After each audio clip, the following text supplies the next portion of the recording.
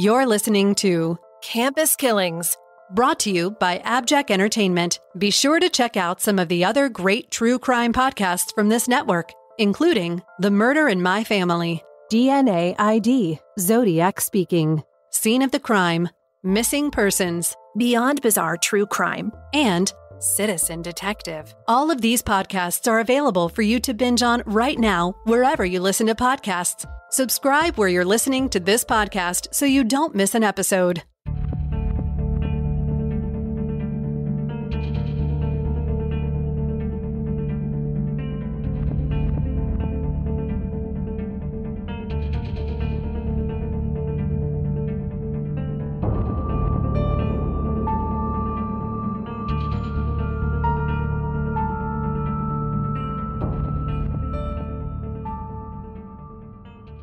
Hi, Amy and listeners. Today's case is a unique one, I think you'll find.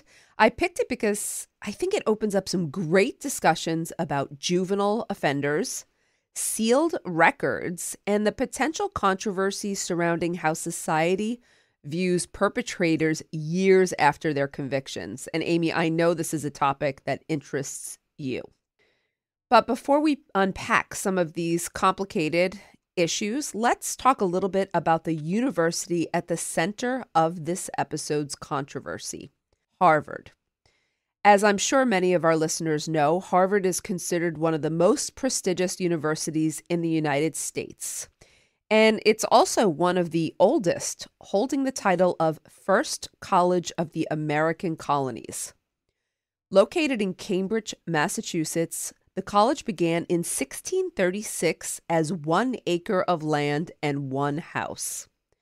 But like many of the universities we discuss, Harvard grew steadily through the years, adding a medical school in 1783, the Harvard Observatory in 1839, a business school in 1908, as well as several new majors in both the undergraduate and graduate levels in the 20th century.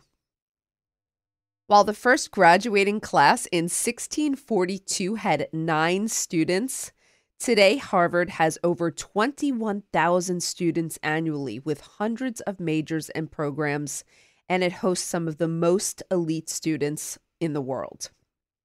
Interestingly, Amy, several of our American presidents were Harvard graduates. I'm sure you already knew that. They include John Adams, Theodore Roosevelt, FDR, JFK, George W. Bush, and Barack Obama. Other notable graduates include Ruth Bader Ginsburg, Conan O'Brien, that one I didn't know, Mark Zuckerberg, Natalie Portman, Matt Damon, and Michelle Obama. Not to mention that over 50 faculty at Harvard hold Nobel Prizes for their research and publications. Now, getting into Harvard is notoriously difficult, with only a 3% chance of admission for the first-year students, which makes it one of the most competitive admissions processes in the world. So you can imagine that when an orphan teenager named Gina Grant received her early acceptance letter in 1995, she was absolutely ecstatic. But Gina would meet up with some roadblocks on the way to her dream. We'll get to what those were, but first, let's meet Gina. Born in 1976, Gina Grant was the daughter of Charles and Dorothy Grant. Now, some reports say that she was an only child, while others say that she had a sister who was 9 years older. So it's not clear if perhaps this sister was not her biological sister or if there was just a discrepancy in the reporting. But for our purposes today, we're going to say that Gina did have an older sister who will become important later. The family resided in Lexington, South Carolina, a small town described as fairly affluent, heavily white, very Republican, and very law and order. So I'd surmise that this town probably had a low crime rate. While there wasn't much information, Amy, about Gina's early life, it was known that Gina had a very close and special relationship with her father, Charles. And Charles knew that Gina was smart from a very young age. And his dream for his younger daughter was that she would someday go to Harvard University. Obviously, this is a very lofty goal, but Gina was driven and intelligent, and she believed in her dad's dream, and it became her own. She wanted very much to go to Harvard. Unfortunately, Charles passed away from lung cancer in 1987 when Gina was just 11 years old. And though her mother, Dorothy, had a good job and was able to financially support her daughters, the grief that followed Charles' death allegedly led Dorothy to become an alcoholic. Though Dorothy would remarry just 2 years after her husband's death, the new marriage didn't seem to assuage her alcohol abuse. However, despite this tragedy and having a mother who was abusing alcohol, Gina still seemed to thrive, and she was described by many neighbors as, quote, the nicest teenager. It sounds like Gina's mother had a lot of trouble dealing with a tremendous loss. What about Gina? Was she struggling in school now, or how was she handling things? By all accounts, she was doing very well. She was described as upbeat. She was an honor student, Amy, a rising star on her high school tennis team, a cheerleader. She was very well-rounded by all accounts. So the town was incredibly shocked when Gina Grant became the epicenter of a brutal murder case. On the night of September 13th, 1990, Gina's older sister, Dana, had come home from her job as a nurse to find both doors of the family's 2-story colonial home locked. Now, Dana knew that Dorothy and 14-year-old Gina were at home, and Dana became terrified when she used her key to enter the front door and felt someone shove it closed and put weight against it from the inside. I'm confused. It sounds like the sister is an integral part of this story, but some sources say she doesn't have a sister. Do some people think maybe this was a close family friend and they weren't biologically related? No, I just think when I researched it, early reports didn't describe, the typical, she was born, she had an older sister. Her sister wasn't referenced in her early life. The person who came into the home, though, was described as her sister? That's correct. Yes. Interesting. Okay. Okay, so Dana was very concerned that someone was pushing her out from the inside of this home. So she ran down the street to a local payphone, because this was prior to cell phones, to report what she thought was a possible burglary to 911. A local deputy answered the call, and when he got to the Grants' home, he found Gina sitting on the front stoop in what he noted was a clearly agitated state. So he asked her what was going on, and Gina explained that she'd gotten into a fight with her mother, Dorothy, and her mother might be hurt. But when the deputy went inside, it was clear that it was more than a fight that had taken place. You haven't mentioned anything, but did these two have history of a tumultuous relationship? Yeah, we're going to discuss that a little bit later. There definitely are accounts, mostly from Gina, though, that her mom became, different when she was drinking, and their relationship changed when her mother started drinking so much. So what this officer observed was that there was a large quantity of blood smeared on the floor of the foyer. And as the deputy went into the dining room, he found Dorothy with a kitchen knife stuck in her throat and her fingers curled around the handle. Her face was covered in lacerations, and further investigation of the house showed blood had been spattered on the walls and the cabinets of the kitchen. The lead detective on the case, John Phillips, would later describe the scene as, quote, one of the most violent and vicious homicides he'd ever seen in his career. Now, Dorothy had this, remember, Dorothy was married. Her new husband had been away on a work trip the night of the 13th. And Dana had been working her shift at the local medical center, so investigators were quickly able to substantiate their alibis and rule them out as suspects. Gina was, in fact, the only person home with Dorothy, and so she was the only viable suspect at the time. Now, Gina initially told the police that her mother had tried to stab her with a knife in a drunken rage at the top of the staircase, and Gina had pushed her to get away. But Detective Phillips did not believe this story. It was clear from the fatal wounds on Dorothy's head that she had not died by falling down a carpeted stairwell. Okay, so at this point, Gina was brought to police headquarters for questioning while investigators searched the house for evidence. And of course, an autopsy was performed on Dorothy. The autopsy revealed that Dorothy had been beaten about the head with a blunt object and hit over 13 times. Sounds like a crime of passion. Indeed, it does. So the largest blow was to the back of her head and came down at an angle that suggested that she had been seated with her back to the attacker. So this did not look good. The angle, and of course, for self-defense, it doesn't look good to hit someone from behind as well. Nope. But the bigger problem, Amy, was the knife. The knife in her throat had been embedded into a vertebrae. This might sound like a bit of a stretch, but is it possible she did this to herself? I mean, it sounds like a bit of a stretch, but I think the police have to eliminate that. And we've certainly seen cases where this has been suggested, current day. But the angle of the knife or the penetration just did not fit with this theory of self-mutilation. Okay. So they were able to rule that out pretty quickly. Yes. And you know what else? There was no blood around the wound, which means that she had been stabbed post-mortem. Oh, that changes things also. Yes, it does. This was very clearly a murder. While the autopsy was being performed, detectives were searching for evidence at the scene. And in Gina's bedroom closet, they found a plastic bag that contained a blood-spattered jacket that belonged to Dorothy, as well as a lead crystal candlestick encrusted with blood and a pile of blood-soaked rags. Now, interestingly, the candlestick had actually been wiped clean of fingerprints. But this evidence was all stashed in her closet. And now, a brief word from our sponsors. Okay, Gina was interviewed over the course of several hours the night of September 13th. And as each new piece of evidence was revealed to her, her story changed. Now, she continued to assert that her mother had been physically abusive when she was drunk, and this never changed. And the autopsy, Amy, did confirm that Dorothy had a very high blood alcohol level at the time of her death. I don't recall what the number was, but it was substantially higher than just a couple of drinks.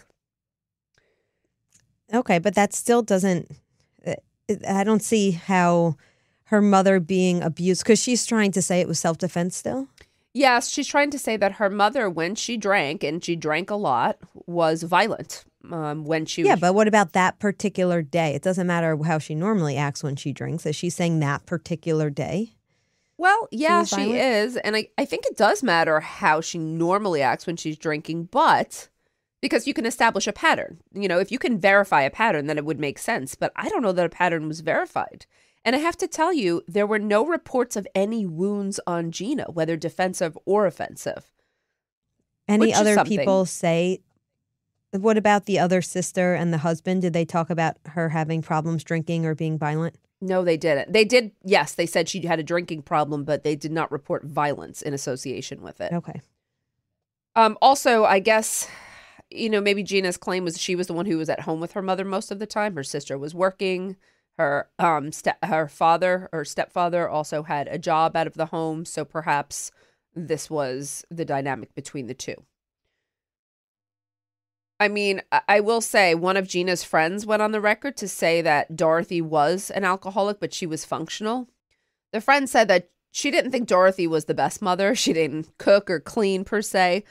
The friend said that she didn't feel that Dorothy maybe provided the best care for Gina. I don't know. I don't think she witnessed anything, but she did say that Gina had confided to her prior to the murder that her mom was out of control, and that she went into rages and that she was afraid her mother was going to kill her. So this was prior to the act itself. But the rest of Gina's story evolved dramatically over the course of the investigation. Megan, how does she explain the knife? How does she explain that if her mother fell down the stairs, how would she get the knife in her throat? Okay, well, this one, she said, Gina changed her story to say that her mother had stabbed herself in the neck before falling down the stairs. Now we know this is already not true, and so did detectives. When the police showed her the evidence found in her closet, Gina added that she had picked up the candlestick off a side table in their scuffle at the top of the stairs and bumped her mother on the head at some point.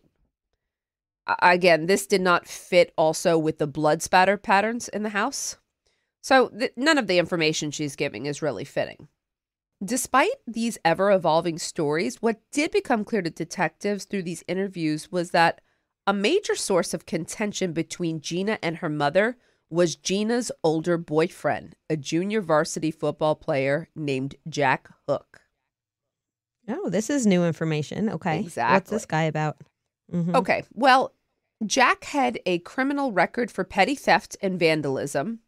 And though he was only 2 years older than Gina, they began dating when she was 13 and he was 15, which did not please her mother, Dorothy.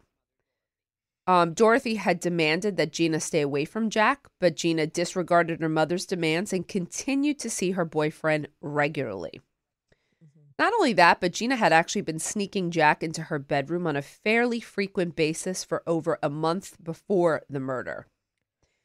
Now, it's unclear if Dorothy had found out that her daughter was sleeping with Jack the night she was killed, but police noticed that most of the abuse Gina claimed her mother perpetrated on her revolved around her relationship with Jack. This is a familiar story. This is a familiar story, yes. In fact, only weeks before the murder, Gina had actually stayed out all night with Jack.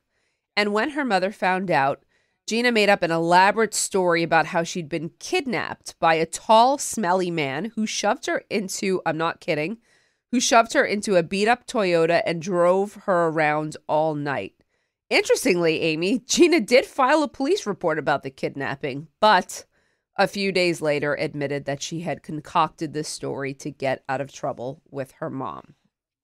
Okay, so things are not looking great for her as we're finding out more and more. No, based on her past lies, a false police report, police were very suspicious of Gina. I mean, even before the evidence started to mount, it seems like they had a lot of negative information about Gina. Yeah. It doesn't make her a murderer, but... No, but it doesn't look good. With the physical evidence in hand, investigators felt they had enough to charge her. And only 7 hours after finding Dorothy's body on the dining room floor, Gina Grant was charged with the murder of her mother. Megan, we need to stop and talk about the fact she's 14, right? That's correct. Okay, so in what state is she in again? South Carolina. Okay, so in South Carolina, they can try a 14-year-old. She could be tried as an adult or a juvenile, so we're not there yet, but it's a fair question. Gotcha. The other question at this point is, did she act alone, or is it possible that her boyfriend was also at the house that night or in some way involved? Well, where was he that night? This is simple, right? Does he have an alibi or what? All right, well... You know, Jack did have a criminal record, but for petty stuff. So the police were suspicious, and they did go to his home to question him, which seems like the right move. During the interview, Jack swore he had not been at Gina's house on the night of September 13th. He claimed that he'd spoken to Gina on the phone and heard her mother ranting drunkenly in the background, but that was all. He was on the phone, and he had stayed home all night. Regardless, his fingerprints were taken. And would you believe that they were a match for the knife handle? Well, that could be, I'm sure that can be explained away in some ways if he was frequently at that home. Which is exactly what he said when he was brought in for questioning. He said, look, I'm at Gina's house all the time, so of course my fingerprints are going to be found on things there. He even claimed, I think he went a step too far with this, but that he'd used that particular knife to practice knife throwing in Gina's backyard. I think this is where his story probably started to crumble for detectives. I thought that story was also a stretch. Well, if they did knife throwing, then were his fingerprints on other knives in the house as well? I don't know. They were on that one, but either way, I think it sounds a little far-fetched. I think so as well. By the standards of 1990, though, the fingerprint match was enough to charge Jack Hook with accessory to murder. So he was charged as well. Both Gina and Jack were housed in juvenile detention at the time, and investigators began to put together a case for a possible trial. Now, about a month later, on October 17th, Gina contacted investigators to tell them that she wanted to make a new statement on the record. I have a feeling I know what's happening. She's going to throw him under the bus. So smart, Amy. In fact, Gina did say that it was Jack Hook who had murdered her mother and not her. So here's what her new statement claimed. Jack had come over on the night of September 13th while Gina and her mother were having a verbal fight in the kitchen. Gina claimed her mother grabbed a knife and held it to Gina's face. She said that while she was trying to get away from her mother, she saw Jack go into the living room and come back with something crystal-like that he raised above her mother's head. Is that the candlestick? Yes. She says that Jack hit her mother one time in the back of the head, and then Gina was able to get away from the knife. As she turned away and leaning against the kitchen counter, Gina said she could hear Jack hitting her mother again and again, but she did not look up until he'd stopped.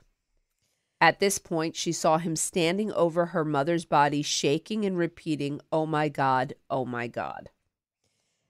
All right, so what does Jack have to say? Well, before we get there, detectives asked Gina how the knife played into this scenario. And she replied, "I guess he stabbed her." Okay. When further pressed why she hadn't told the story the night of the murder, she said that her lawyer told her that she'd go to jail if she confessed all these details.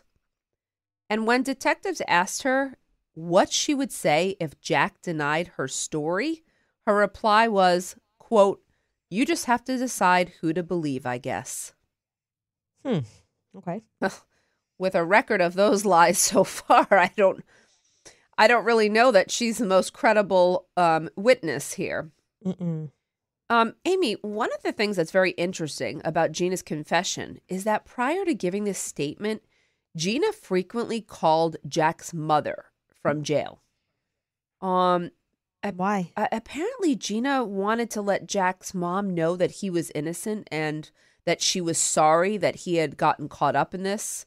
She felt bad. And these are obviously recorded. Yes, they're recorded, although I'm not sure, as we have seen, we're not sure that people realize these recordings at the time they're making these calls.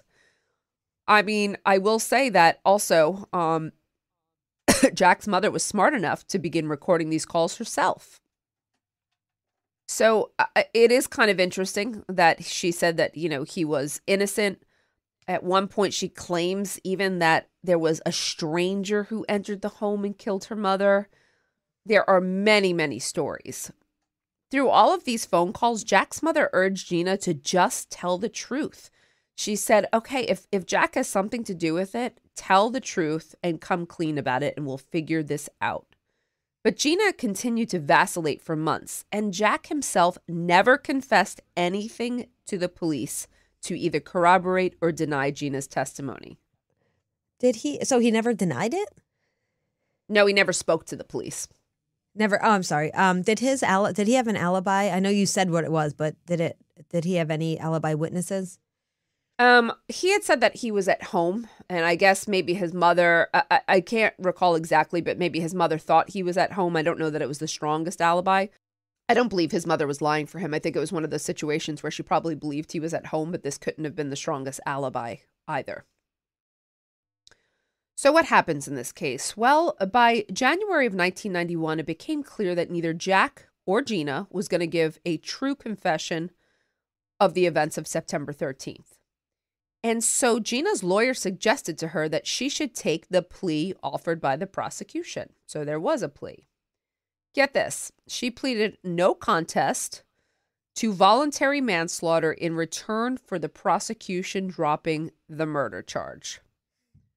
So just so listeners know, no contest simply means that she's not contesting the charges. She's not admitting to anything, but she's basically saying, okay, there's evidence enough to possibly show that I was involved.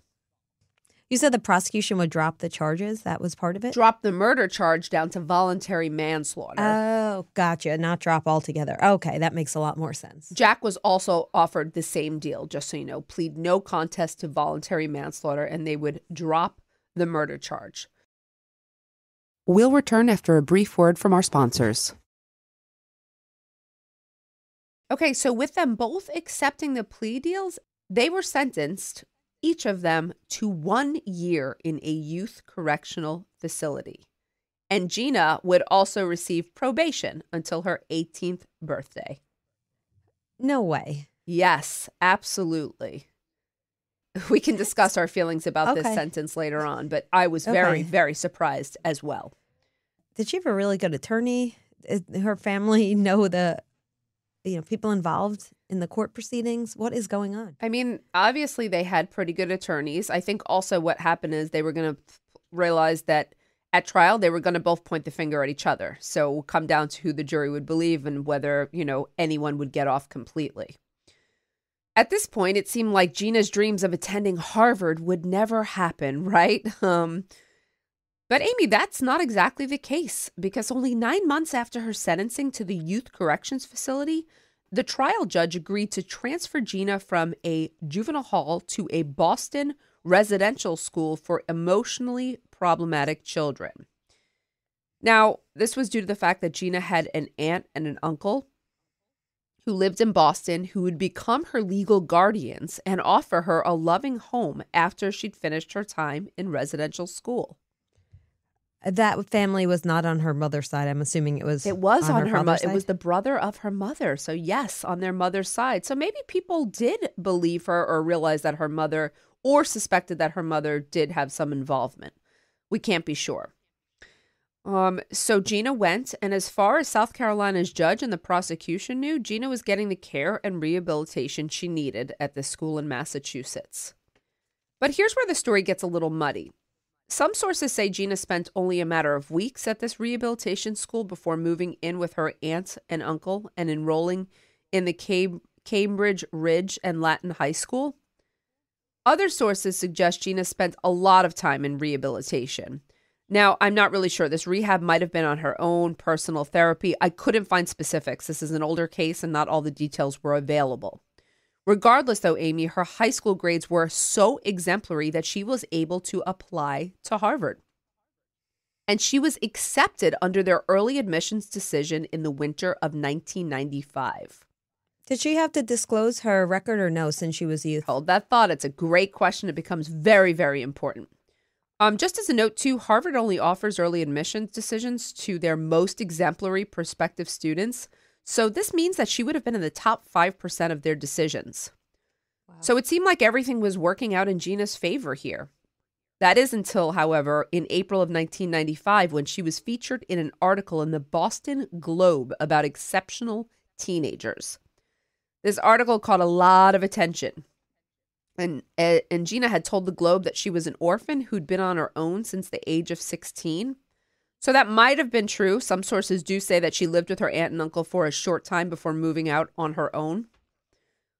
She claimed she'd been able to support herself with a small family trust fund, as well as teaching biology to underprivileged kids.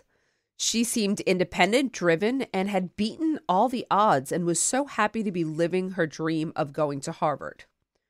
This article went national, and Gina's name caught the attention of a lot of people in her hometown of Lexington, South Carolina, I would say, unfortunately, for her. Because after this Globe article went live, both the Globe and Harvard admissions received anonymous packets in the mail filled with newspaper clippings about the Dorothy Grant homicide in South Carolina, with Gina Grant named as the convicted felon. What do you think? How do you think this is going to look for her Harvard admissions? Probably not great. What year was this again? I'm sorry. This was in the mid-1990s. Okay, so if it happened today, I think we've come a long way with understanding, things people have done in the past. They can change and they can, there's redemption. Mm-hmm. But at this time, I would imagine that this would not be good for her. Yes, that would be correct, because 3 days after they received this information, the Harvard Admissions Committee met and decided to rescind Gina's admittance to the school. Now, the letter Gina received did not explicitly say she was being declined due to the murder charges. Rather, it was a form letter with generic reasons for rescinded admissions. Just so you know, Gina contacted a lawyer to get a more specific answer. Harvard replied, because there wasn't much information, that early admissions can be withdrawn in cases where students fail to maintain excellent grades, are found of having lied on their application, or misrepresent themselves on their application. So this is where they're going. Did they have a line item that asked if you had ever been convicted of a crime? One part of the application specifically asked whether students had ever been put on probation or disciplined by the legal system. Okay, so she lied. That's correct. Gina did not okay. disclose that she had been on parole for her mother's murder.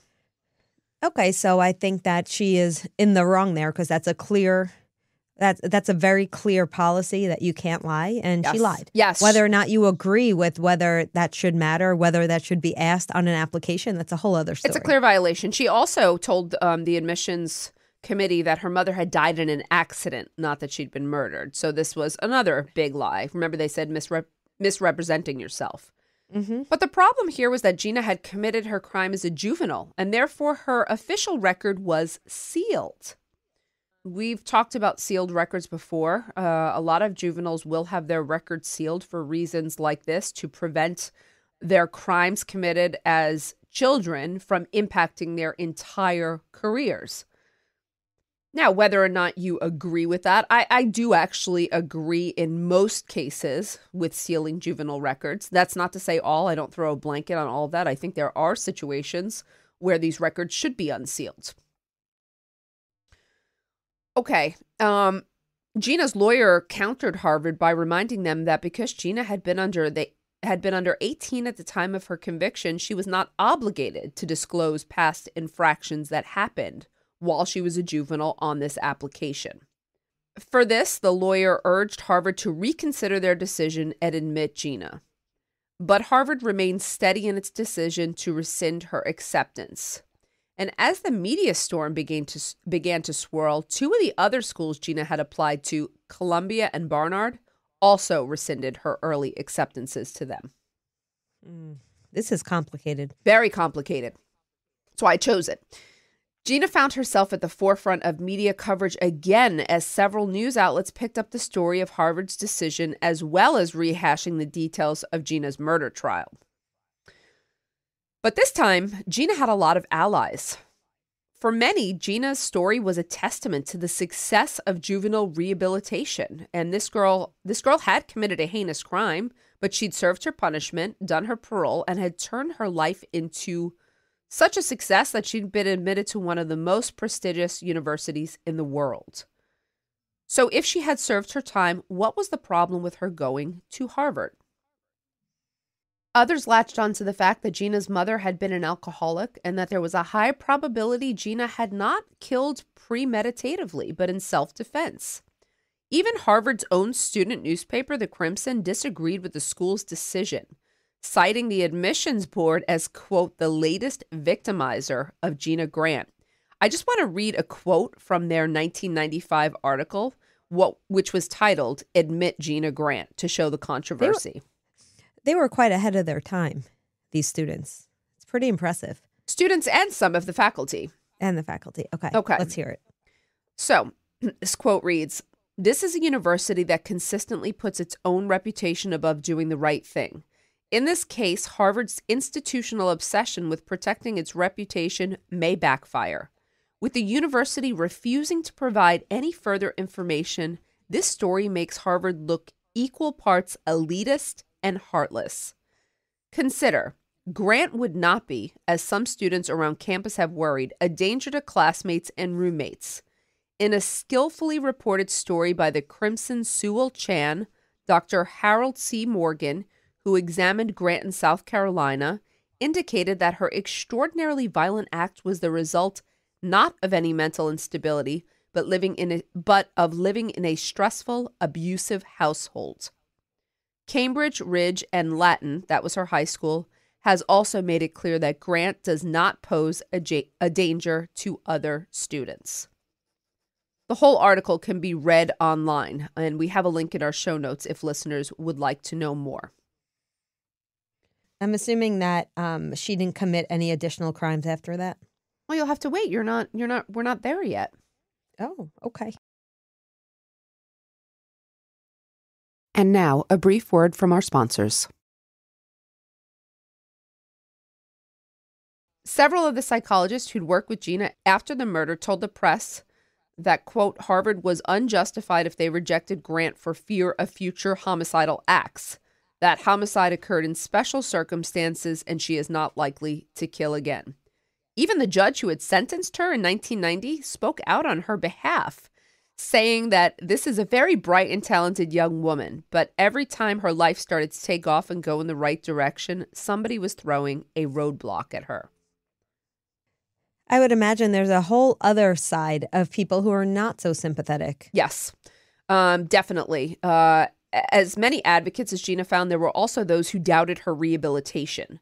Some felt she'd served an incredibly light sentence for such brutal matricide. In essence, Amy, she'd served less than 2 years in jail between waiting for her trial and her actual sentence. And in her 4 years of parole, she essentially led a normal life in the community, going to school, working. It didn't seem that she was under many restrictions. Now, I would have to agree, regardless of your regardless of your position on whether she should go to Harvard, I think the sentence was inappropriate for a murder. I do believe if they were going to sentence her as a juvenile, it should have been for the full term until she was 18 or 21 years old. Your thoughts on that? I agree with that. Without having proof of the abuse and without there being more evidence of self-defense, I would have to agree. Yes. And there was an additional concern that the justice workers who dealt with her case said that Gina had never shown any remorse for what she had done, regardless of whose fault it was. The chairwoman of South Carolina's Juvenile Parole Board, Marlene McClain, told the press, quote, "We were always concerned that she never seemed to fully accept responsibility for what was a very violent crime." And one of the psychiatrists who'd worked with her while incarcerated state, quote, "It was never a question about her mind. It was a question about what was in her heart." So the fact that Harvard had rescinded her acceptance after getting the anonymous newspaper clippings only proved to those who already felt she was not remorseful that she had not actually been rehabilitated. They looked at it a different way. Now, this controversy, as you said, this is complicated, right, Amy? It proved to be a mess for Harvard, as many parents called the school looking to remove their students based on Harvard's decision. But get this, Harvard was in a terrible place either way, because some who were in the pro-Gina camp said they'd take their student out if Gina was not admitted. And then in the camp of they didn't want Gina there, they said they'd remove their kids if Gina was admitted. I would assume that the legal counsel for Harvard was steadfast that they not allow her in, because if there were, God forbid, there was another violent act, then that lawsuit would not obviously only the lawsuit, the loss of life, but the legal team has to consider that.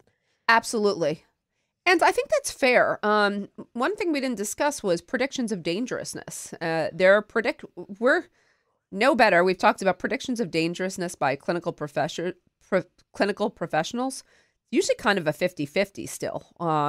And so even though there was predictions that Gina would not commit this type of violence, I don't see how that's completely possible without knowing all the facts of the reasons why. If this is a situation where she became very angry at a stressful time with a decision that her mother made, possibly pertaining to the boyfriend, I don't know that to be true. But if that's the case, and she snapped or, in the heat of passion, attacked her mother, I don't think that means that she necessarily would not commit another violent crime. Again, without that information, it would be very, very hard, I think, to accurately predict her true danger. So how would all this pressure and media pressure affect Harvard's decision? Well, in the end, they did not change their minds. In fact, Harvard did not accept Gina Grant. according to a former awards coordinator from Harvard. While the admissions department did carefully reconsider their decision, they ultimately decided not to accept Gina. Though they claimed it was not about the fact that Gina had been convicted of manslaughter, it was more that she had fabricated a story about her mother's death instead of being a little bit more honest and saying something about her mother's death, let's say being closed by court order or not able to discuss this. Her reconsideration was along the lines of, in light of knowing Gina had fabricated a story, was she still a better applicant than the first person on the waiting list? Ultimately, Harvard decided that no, Gina Grant was not better than the person behind her. As far as I could find, Gina did not pursue further legal action against Harvard for this decision. Now, one of the big questions comes down to, did Harvard have the right to make this choice? Well, yes, they did. They absolutely did, Amy. You're right. Harvard, by the way, is a private institution, meaning they can accept or deny whomever they choose. Admission is completely at their discretion.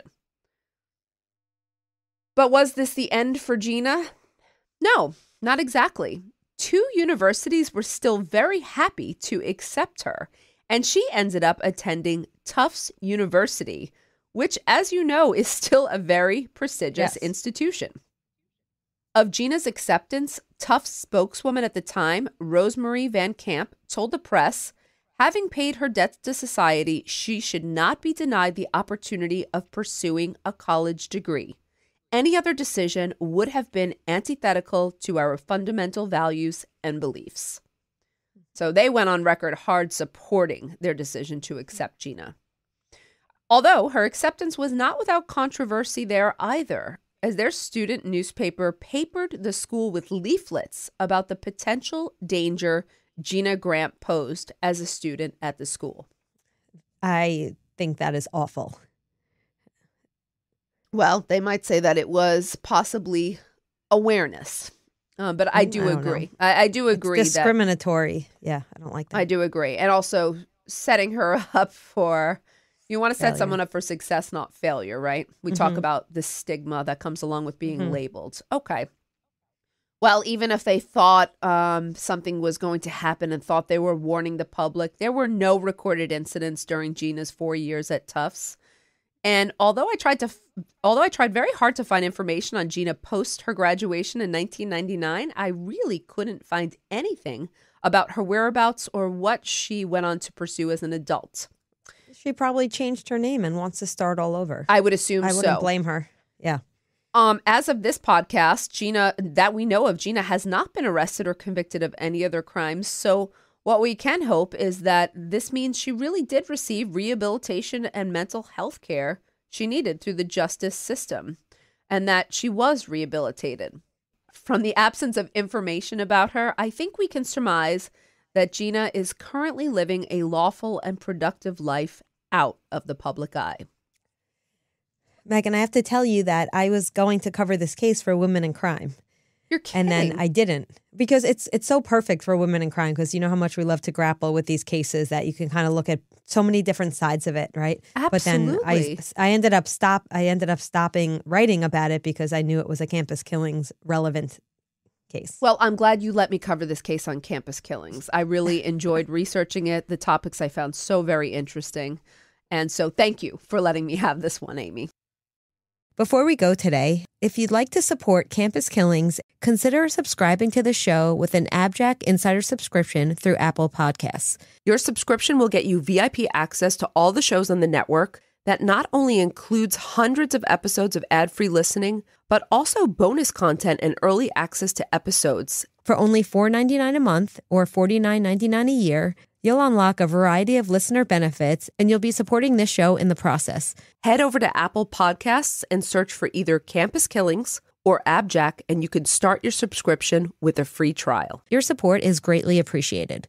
Thank you, everyone, for listening today, and we hope you'll join us on the next episode of Campus Killings.